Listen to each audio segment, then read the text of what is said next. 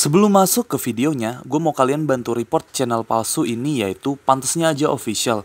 Linknya gue taruh di komen dan deskripsi ya, tolong di report. Makasih.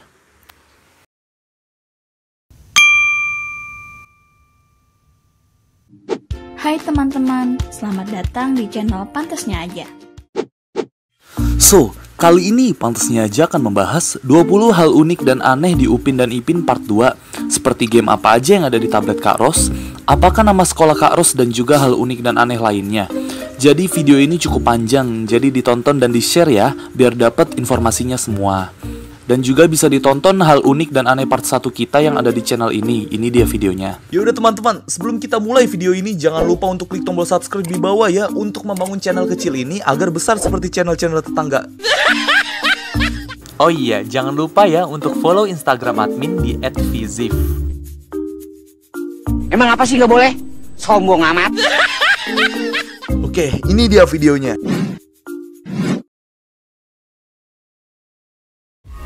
Oke, yang pertama ini mungkin udah banyak yang sadar dan juga belum sadar mungkin, yaitu jidat atau dahinya Uncle Mutu. Bisa kita lihat dari musim 1 sampai dengan pertengahan musim 8, itu jidatnya Uncle Mutu tidak punya, maksudnya kayak nggak ada gitu. Dan juga kepalanya itu terbentuk mengikuti alur alisnya.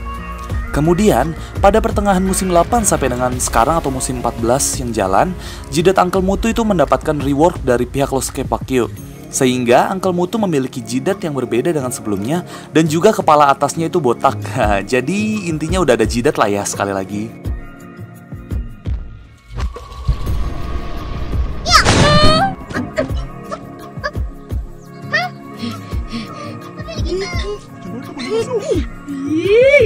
Nah, kalau yang ini mungkin juga udah banyak yang sadar ya. Dan ini mungkin bisa dibilang hal unik dan juga aneh. Pas Upin Ipin, Ehsan, dan Fizi lagi main badminton, pas detik-detik poin penentuan, si Upin itu kan ngelakuin smash tuh ya, biar bisa menang gitu. Malah raketnya Upin itu masuk ke kepalanya Ehsan gitu. Dan lucunya, itu raket gak bisa lepas dari kepalanya Ehsan. Pas si Ehsan nyoba ngelepasin tuh ya, yang kayak gitu. Mungkin ini raket bakal lepas dari kepalanya Ehsan dengan cara yaitu dipotong pakai gergaji kecil, maksudnya dikit-dikit ya kayunya, jangan sampai kena palanya juga. Jadi intinya kejadian ini itu unik dan aneh ya, gitu.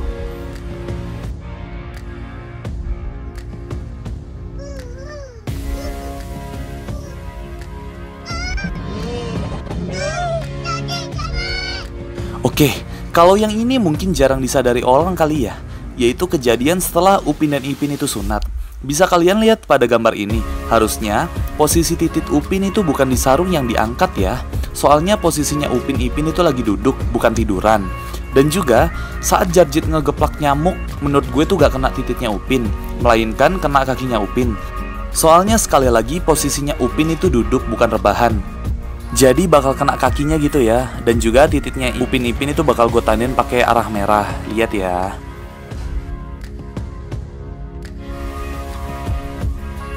Oke, yang ini yaitu dijualnya topeng Opet di opera Cina. Aneh bukan? Soalnya, selama ini Opet dan juga hewan langka lainnya itu tinggal di dalam goa yang pakai dimensi portal itu ya. Kenapa tukang topeng bisa tahu gitu ya hewan-hewan itu? Sementara yang pernah lihat Opet dan ibunya itu cuman Upin, Ipin, Raju, Badrul, Lim, Ros, Pak Mail, Uncle Sing, dan Bang Saleh. Nah, tulis di komentar deh kenapa tukang topengnya itu bisa tahu dan juga sampai dicetak topengnya.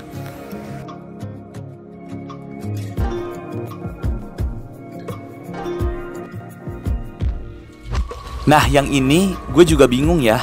Ini tuh saudaranya Mei Mei atau pacarnya sih? Asik, pacar. Menurut gue, ini salah satu saudaranya Mei Mei yang berketurunan Tionghoa yang tinggal di Malaysia ya. Tapi sekilas itu cowok bisa dilihat mirip Mail. Dari jenis muka, belahan rambut, dan juga ada ciri khasnya Mail banget, yaitu bajunya yang ada tanda bintangnya. Tapi ini bedanya itu tanda bintangnya merah ya. Maksudnya merah kuning gitu. Nah, apa jangan-jangan itu adalah gambaran kalau Mei Mei itu jodohnya Mail yang direpresentasikan dalam bentuk saudaranya, dan juga kebenaran yang berketurunan Tionghoa? Itu mungkin.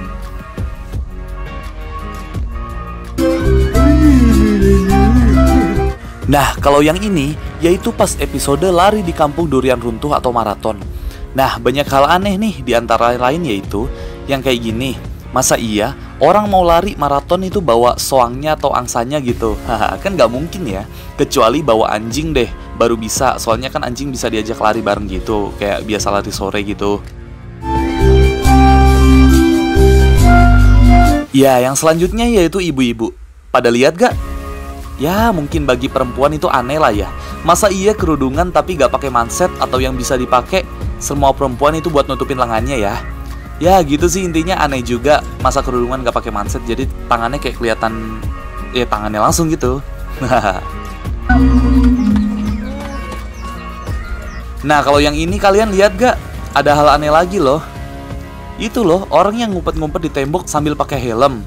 Dan juga itu gayanya kayak sedang ngapain gitu ya. Haha, bisa kalian lihat ya.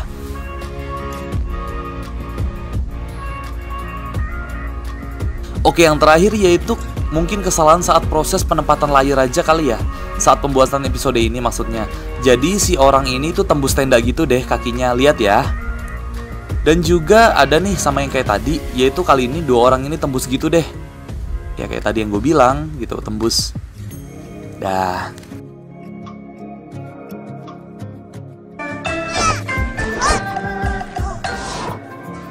Oke, kalau yang ini sempat ramai ya di Indonesia dan bahkan di kalangan pemain Free Fire dan juga YouTuber serta editor berkelas. Sin Ipin iri bilang bos, hahaha, hayu. Oke, langsung aja dilihat ya. Bina aja terus. Iri bilang bos.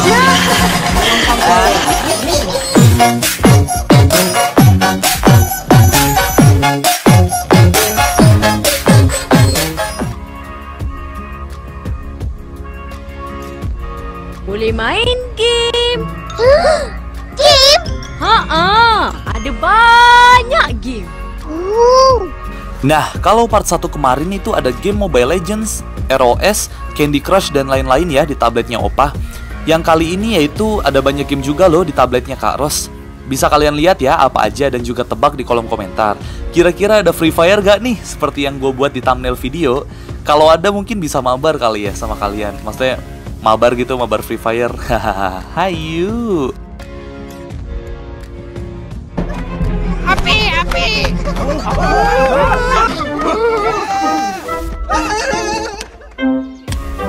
Oke, kalau yang ini bisa dibilang aneh atau unik kali ya.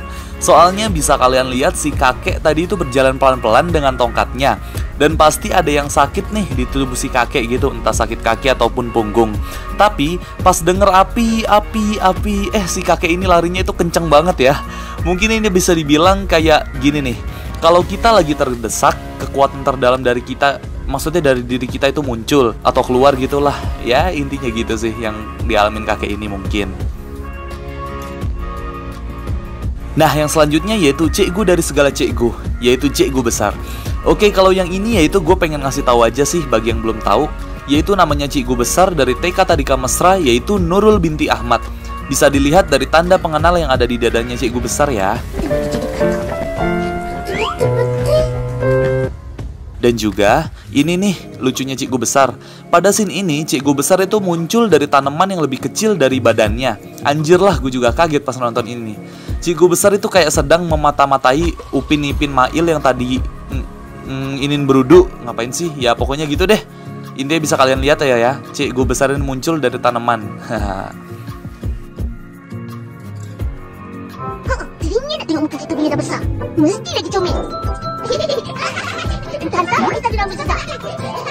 Nah, yang ini itu sempat heboh ya. Saat episode ini keluar, bahkan yang nonton videonya itu kalau gak salah sampai 37 juta penonton di channel Reuploader.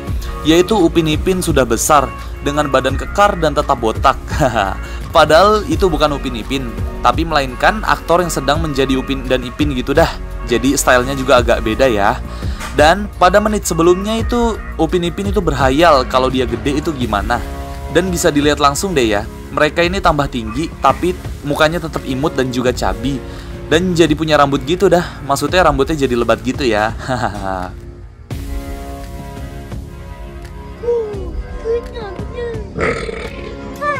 Alhamdulillah.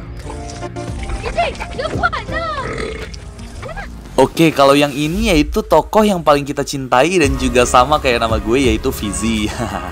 Nah, Fizi ini dikenal dengan anak yang cenderung lucu dan juga diem-diem aja mungkin ya. Ada nih 2 momen dia itu tahak dan pas puasa kalau nggak salah. Ya, Fizi ini tahak ternyata mirip gue juga sih. Ternyata suka tahak gitu deh. Ya ini true story sih, ya udah. Ya gitu aja. Sedapnya. Nah, kalau di channel lain itu cuma clickbait masalah ini. Oke, di Pantasnya Aja kalian bisa tahu ini nama sekolahnya Kak Ros, atau ekskulnya, atau kerjaan sampingnya Kak Ros gitu ya. Sebelum gue bahas, tolong jangan salah fokus ke dadanya Kak Ros ya, dan juga ke mukanya. Emang dapet scene ini pas banget gini. Ya udahlah, ditonton ya. Oke, ternyata setelah Kak Ros pulang dan bisa dilihat deh, logo di dadanya Kak Ros itu namanya Camp Bina Semangat. Yaitu sejenis tempat yang bisa dibilang bisa buat outbound gitu deh, yang ada halang rintangnya, yang kayak Benteng Takeshi juga, dan juga paling penting itu pasti ada Flying Fox-nya. Ini sih bisa dibilang mungkin bukan nama sekolahnya Kak Ros, melainkan Kak Ros ini lagi ada kegiatan di luar dan juga dikasih baju itu sama pihak sananya gitu. Atau mungkin ini kerjaan sampingnya Kak Ros menjadi pengawas di Camp Bina Semangat itu. Itu mungkin. Coba deh kalian komen di bawah, menurut kalian ini ekskul atau kerjaan sampingannya Kak Ros.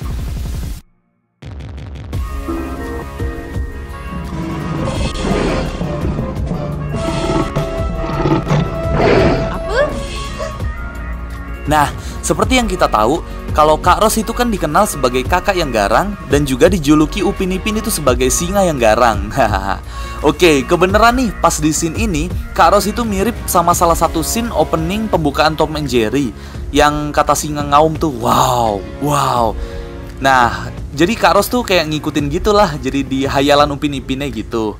Kalau kalian pernah nonton Tom and Jerry pasti tahu deh opening ini gitu.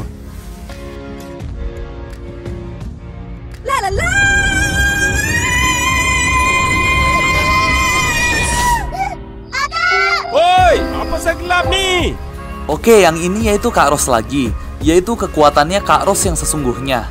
Yaitu pada saat nyanyi itu Kak Ros bisa sampai madamin atau matiin lampu rumahnya dan juga rumah Tok Dalang. Dan bahkan bohlam lampunya itu sampai pecah ya di next day-nya. Maksudnya kelihatannya.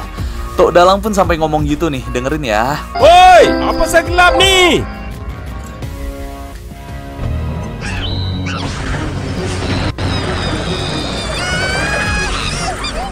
Oke, kalau yang ini yaitu si burung yang punya hal aneh di kepalanya, yaitu sejenis baling-baling bambunya yang sering dipakai Doraemon ya.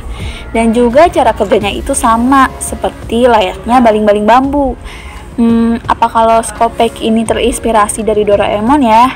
Nah, nggak tahu deh.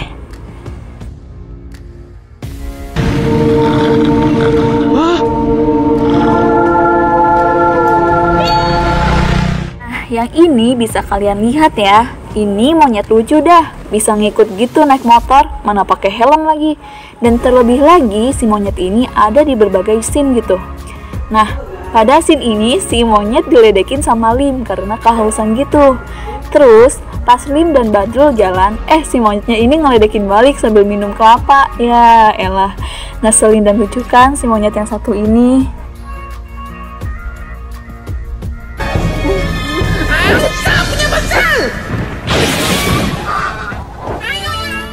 Nah, kalau yang ini itu hampir sama kayak Jadjet pada part 1 ya. Pada scene ini, gerobaknya Uncle Mutu itu dibuat jatuh sama 3 angsa yang menghalanginya. Dan alhasil barang-barang bawaan Uncle Mutu itu jadi pecah, padahal buat hari di Bali.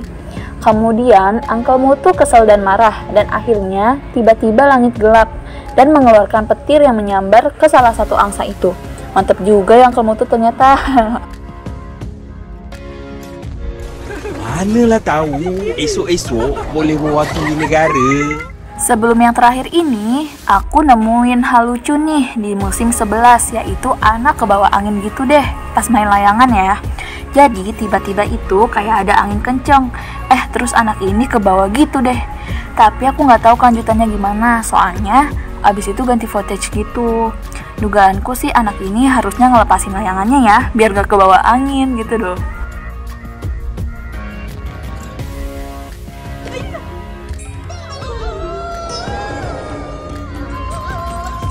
Kita dapat berkenalan. Lepas tu, sambut. Nah, yang terakhir ini juga banyak yang nanya sebelumnya. Pada musim-musim terbaru ini, Raju emang udah gak pernah kelihatan lagi ya. Terlebih lagi ibunya, yang dari season 1 gak pernah kelihatan. Nah, ini kelihatan foto-foto ibunya Raju pas muda, yang sebelum nikah sama Uncle Mutu. Dan namanya yaitu Aci. Dia juga merupakan orang India dengan kulit yang kecoklatan dan ada tanda titik merah di dahinya. Yang akhirnya menikah sama Uncle Mutu setelah momen mengantri di telepon umum tuh, yang deket warungnya Uncle Mutu. Nah, itu dia 20 hal unik dan aneh di Upin dan Ipin part 2. Mungkin memang sengaja ya hal-hal tersebut itu diselipkan di animasinya agar terlihat keren. Tapi emang beneran keren sih. Ya udah, dibantu share ya videonya biar rame yang nonton.